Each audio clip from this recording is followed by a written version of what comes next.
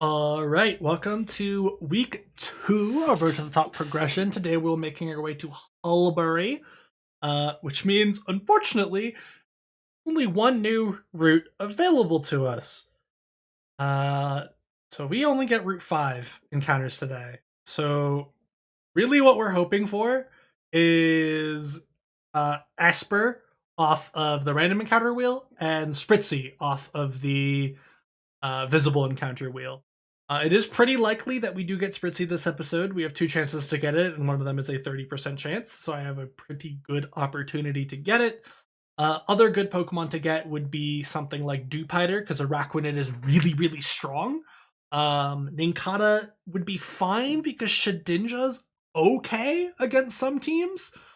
Like if I see a team, obviously we're going to put Nincada on the team, right? Because there's a chance that it just wins the game because it can't hit it. So Nincada is definitely an option that I would not be upset about. So let's roll the first encounter. We do have a reroll this episode as well. On the random encounter wheel, we do have Dottler and Lombre that are dupes, so we get to reroll those for free anyway.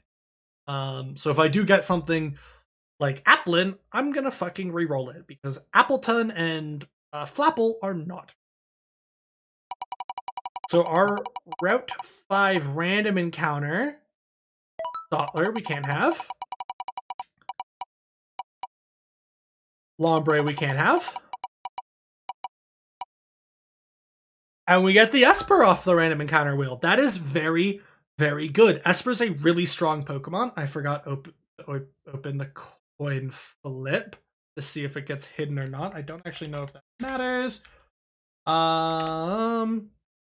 All right. Heads, we get the hidden. Tails, we don't. And we do not get Esper's hidden ability. That might affect Esper's viability. I'm pretty sure Prankster is its normal ability, though. We also get to use either male or female, depending on how we see it. And then our Route 5 visible encounter, we get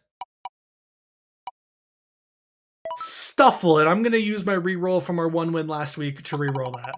And we will get Stuffle again. Alright, so no Spritzy for us, but Stuffle is at least a decent Pokemon. It's better than Machamp.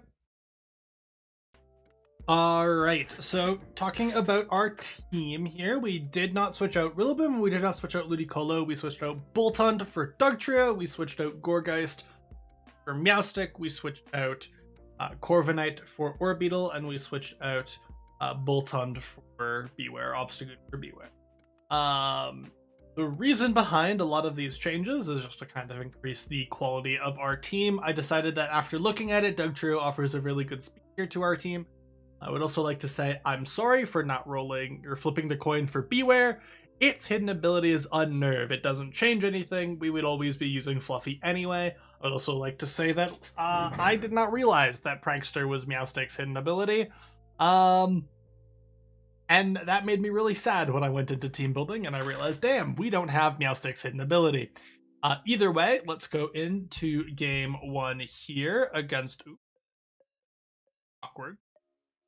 That.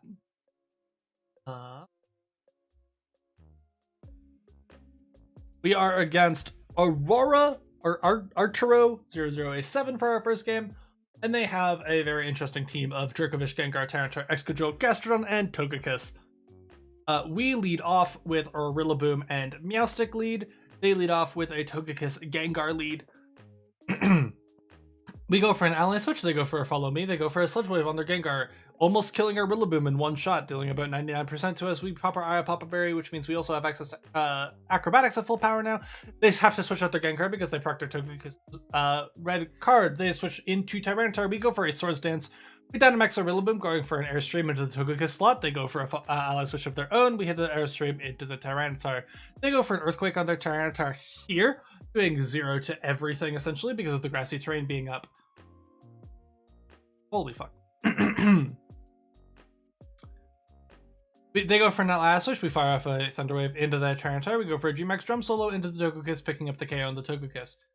They foul play into our Meowstic off of Tyranitar. They picking up the K on our Meowstic. Everything gets Sandstorm and Grassy Terrain recovery. They G-Max their Gengar here, and they protect their Tyranitar. We go for a G-Max or a Max Quake into the Tyranitar, proccing their weakness policy. And holy fuck, I'm talking really fast. And then we go for a higher horsepower into their Gengar, picking up the big KO, and they forfeit from here, even though we did have our high horsepower disabled, and we'd have a hard time dealing with the rest of their team. Going into game 2 here, we're against level 1 up with their Spectre, Dunsparce, Wishiwashi, Arcanine, Whimsicott, and Cobalion. We lead to Rillaboom, Meowstic again. They go for a Dynamax on their Arcanine. We see that they are probably the justified set. It gets proven here when they go for a beat up on their Whimsicott into the Arcanine, raising it up to +4 attack as we go for a Swords Dance on our Rillaboom. They max flare our Meowstic the following turn. We go for a and they go for a max flare onto our Meowstic after they get their boost.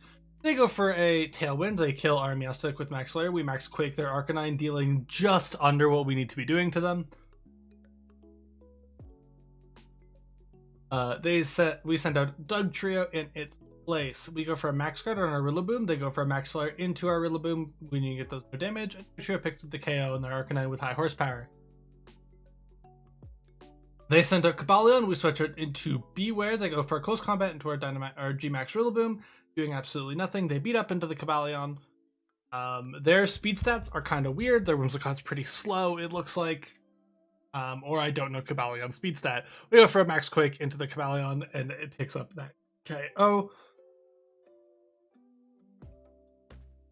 They send out Spectre. We go for a Grassy Glide to the Spectre, one-shotting it, and we go for a Double Edge into the Whimsicott as it lives on its Sash, and we are good to win this game with one Grassy Glide.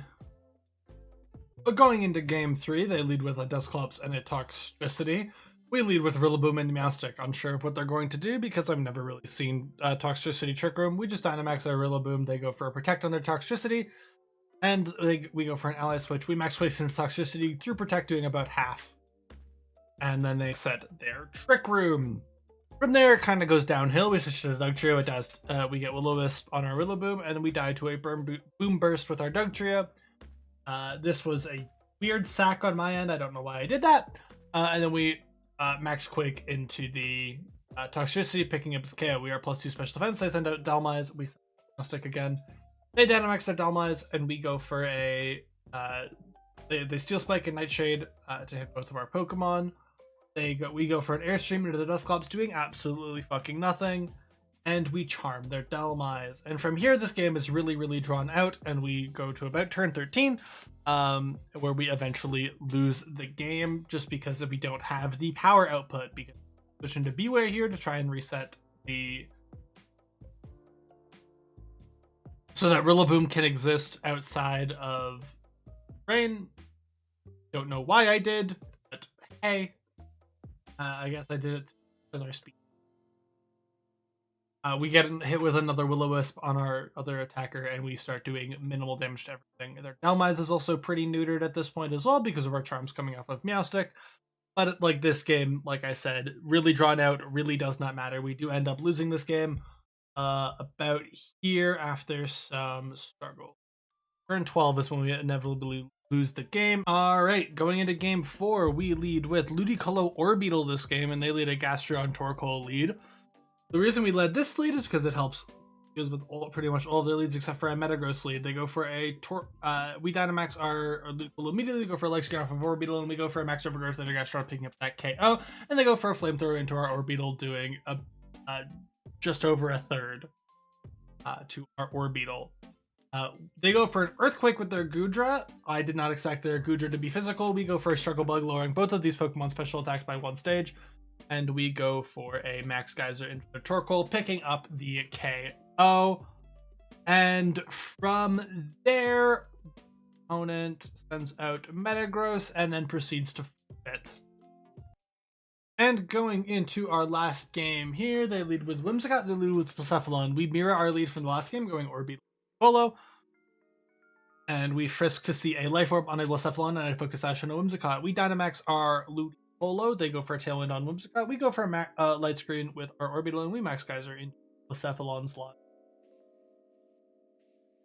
They switch out their Whimsicott into Indeedee, going for Expanding Force, doing minimal damage to both of our Pokemon. We go for a Struggle Bug.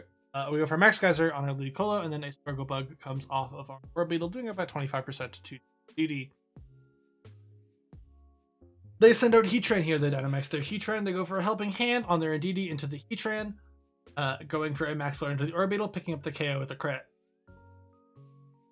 We go for another Max Geyser into their Heatran, popping the Balloon and dealing about 40%. And then we send out Dugtrio. They use Follow Me on Indeedee again. They go for a Max Quake into our Dugtrio. They go for a Hydro Pump into the Indeedee. It lives on a tiny amount, and we high horsepower at picking up the KO on the Indeedee. They're left with just Whimsicott and Heatran left. They go for another Tailwind. They go for a Max Flare into a Ludicolo, doing minimal damage. We miss the high horsepower on the Heatran, and that kind of seals our fate this game, as we cannot mount enough offense to really deal with Heat Wave coming off of this Heatran as well on our Dugtrio. And from here, we lose the game because we are super weak to fire. We missed the high horsepower. All right, so ultimately after that game, after this week's games, we've learned that we're very weak to Trick Room. We don't have a ton of Trick Room options, means we might need to alternate our Meowstic into a Trick Room set. We also have learned that the team functions pretty well on low ladder with high pressure offense. We are currently 4-6 overall, and that's pretty good, honestly, all things considered. Because we did get our 3 wins today, we do get to spin the wild area wheel, and then the next episode we will get one of these on, as well as the next couple routes going up to third gym. So we are going to spin first the area that we get, and then spin the weather that is going on in the wild area, so to speak. So the area that we get is North Lake Mylaw, and the weather in that area, in the wild area today, is Sandstorm. So that's a pretty interesting set of Pokemon, I think. And we'll see what they are in the next episode. Thank you guys so much for watching, and I'll see you in the next one. Peace.